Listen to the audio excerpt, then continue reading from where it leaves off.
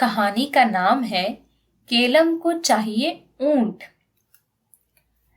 राजस्थान में रहने वाले पाबू को जीवों से बहुत प्यार था।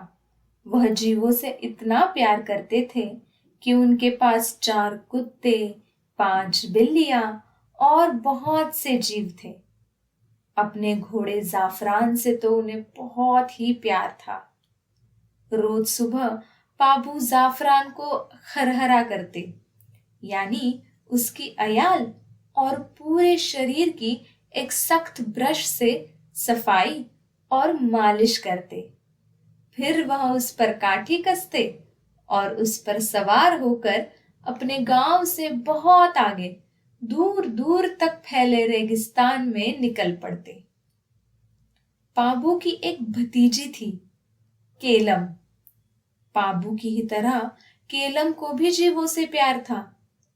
एक दिन केलम बोली, पाबू काका, मेरी सालगिरह पर आप मुझे एक ऊंट का बच्चा तोहफे में दे दो ना। केलम की बात सुनकर पाबू चकरा गए। भला मैं ऊंट कहां से लाऊं? राजस्थान में तो ऊंट नहीं होते।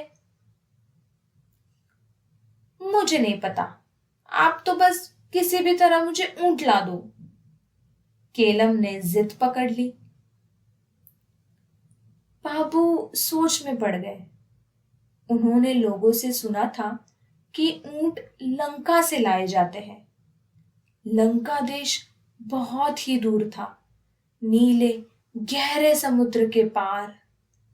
और वहां का राजा बहुत चिड़चिड़ा था। वह अपने देश के ऊंट किसी को नहीं ले जाने देता था। पाबू को साहसिक अभियानों में मजा आता था और वह अपनी भतीजी केलम को खुश देखना चाहते थे, तो उन्हें एक बात सूझी। पाबू जाफरान पर सवार हुए और निकल पड़े। वह पूरा दिन और पूरी रात रेगिस्तान में घुड़सवारी करते रहे, अगले दिन और अगली रात भी। फिर अगली सुबह वह विशाल नीले समुद्र किनारे पहुंचे। उन्होंने पहले कभी समुद्र नहीं देखा था। दूर तक फैले धूप में चमकते पानी को देखकर पाबू हैरान रह गए। वह समझ गए कि समुद्र पार करना आसान नहीं था, लेकिन केलम के लिए ऊंट लाने के लिए सफर करना जरूरी था। पाबू और जाफरान एक नाव पर सवार हो गए। उस रात समुद्र में तूफान आया। भयंकर आंधी, ऊंची ऊंची लहरों और तूफान में फंसकर नाव टूट फूट गई और किसी तरह किनारे लगी।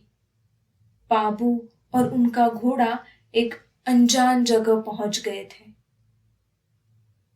वहां न पेड़ पौधे थे, न फूल, न मधुमक्खियां। जहां देखो वहां रेत ही रेत। लगता था वहां कभी बारिश नहीं होती होगी। पाबू और जाफरान समुद्र तट से आगे की ओर बढ़े। लंका के हरे पेड़ कहीं न दिखे। चिड़चिड़े राजा का भी अता पता नहीं। और सबसे बड़ी बात, ऊंट कहाँ है भाई? चलते चलते आखिर पाबू को एक शानदार तंबू दिखा। फिर ऊंट भी दिखे, ऊंट ही ऊंट। अरे वाह, हम लंका पहुंच ही गए। पाबू खुशी से चीखे। अचानक पाबू को कई ऊंट सवारों ने घेर लिया।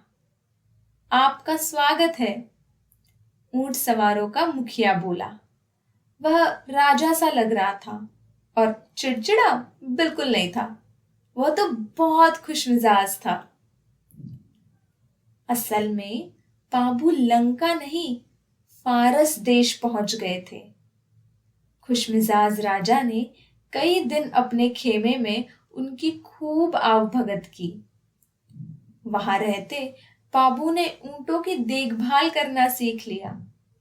उन्हें पता चला कि लंका के चिड़चिड़े राजा ने इस खुशमिजाज राजा के बहुत से ऊंट चुरा लिए थे। कुछ हफ्ते वहां रहने के बाद पाभू को घर की याद सताने लगी। उन्हें केलम के लिए एक ऊंट लेकर घर भी तो पहुंचना था।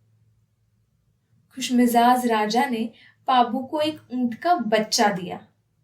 उसने पाभू को घर पहुंचने का रास्ता भी बताया। बस उगते सूरज की दिशा में चलते चले जाओ।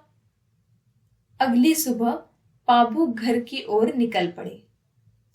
लंबी यात्रा के बाद वह केलम की सालगिरह तक अपने गांव जा पहुंचे। पूरे गांव ने पाभू का स्वागत किया। केलम ने ऊंट के बच्चे का हार्दिक स्वागत किया और इसी तरह पहले पहले ऊंट राजस्थान पहुंचा।